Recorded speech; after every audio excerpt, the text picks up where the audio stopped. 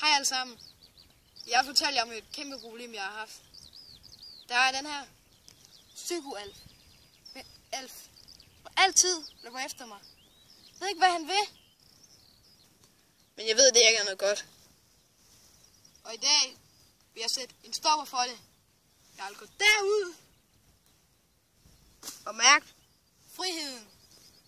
En frihed uden den psykoalf. Vil så løber efter mig. Jeg er træt af det. Så nu vil jeg gå derud.